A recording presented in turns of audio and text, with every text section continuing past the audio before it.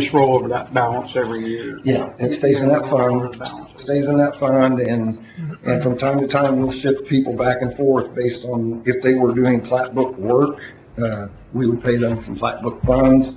They can only get flat book funds within their pay if they're doing flat book work. So did any of the line items in this budget increase from last year, Rick? I believe those are all the same as last year in the flat book maintenance fund. Looks like they're 20, most of them are 2,500, so yeah. And we'll have some shifting in employees coming the first year too, because I'll be leaving, Todd will be stepping up. There'll be a new chief deputy, and then responsibilities to shift around, so these lines might have been adjusted, but that amount's the same.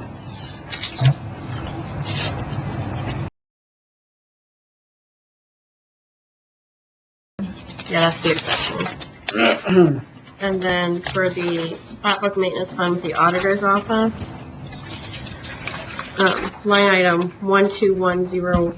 What account number is that? Okay, I'm sorry, 1181. So the 11th deputy auditor, the 2024 adopted was 35,350, and then the requested budget was 40,000. So that's what, 4650. Yeah. The 5th deputy auditor, we had 50,000 for the 2024, and the requested is 60,000. So that's a $10,000 increase.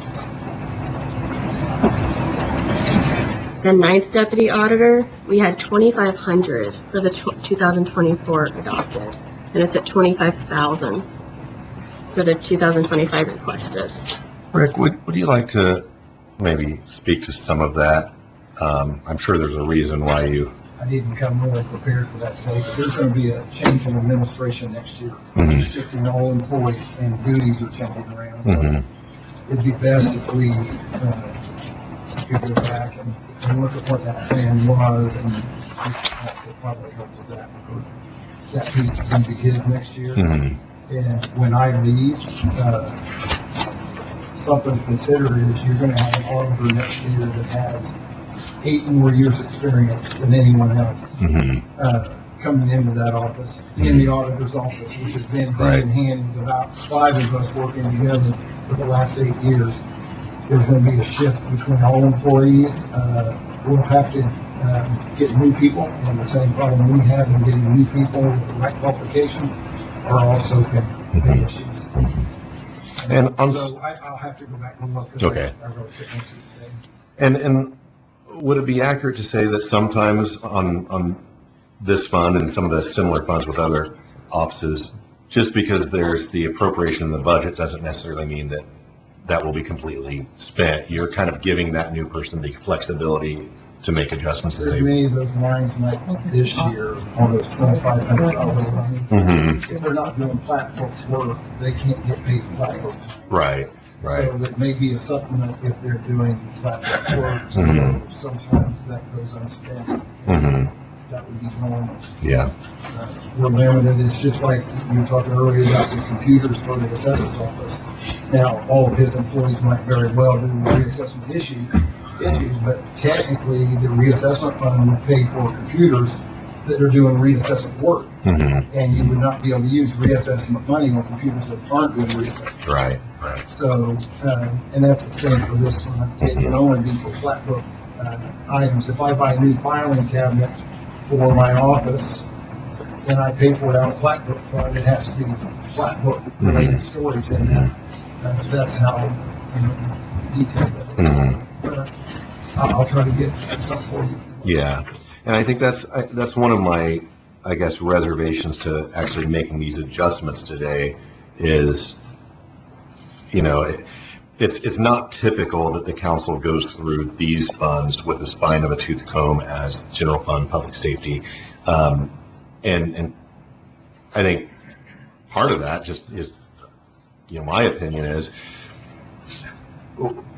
the general fund. The reason that general fund and public safety we took out all of the raises is because we were in the red on those proposals. So if we if there's money here to give some employees some raises, I'm not as concerned with that.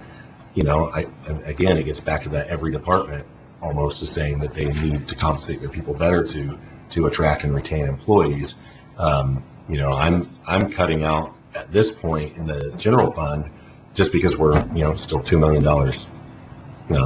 It's more than what we need to be. So, if you want to go through and kind of share, everything else that So- you'd like to look at. But. Not all departments have supplemental funds, and it's not fair if we're gonna cut all the pay increases for all the other departments, but if you have a supplemental fund, just go ahead and give your pay raises out of there, because we don't really go through it with fine tooth comb, and we're just gonna approve it without paying any attention. And I'm really frustrated with this flat book fund, because there's, $5,000, $10,000 potential pay increases in here, and when Rick presented it, he said that fund didn't change from 2024. And I asked him twice for a comparison chart, and Jody asked him once, and he said no. And that's just really frustrating to me. Okay, Rick, if you want to give a civil response, and then we're I'll gonna attempt and then we're gonna move on because we don't need to get into the weeds on The it. statement that I already made is an accurate statement. There's going to be a realignment of everyone in that office, out of 12 people plus myself and Mr. Culp. There's going to be a total realignment. So to say that anybody's getting a pay raise, I don't know the answer to that yet. It depends on how duties will shift. And in those lines where they currently are, those duties may shift. And those pays will go to those lines where those duties shift to. So I would have to get you a complete report on the plan for next year, and that may not be unveiled yet because the new chief deputy for that office is not publicly named yet. Right. And that elected official has not yet been elected, even though there's not a opponent in the Right. general election. So Yeah, some of so that we again, would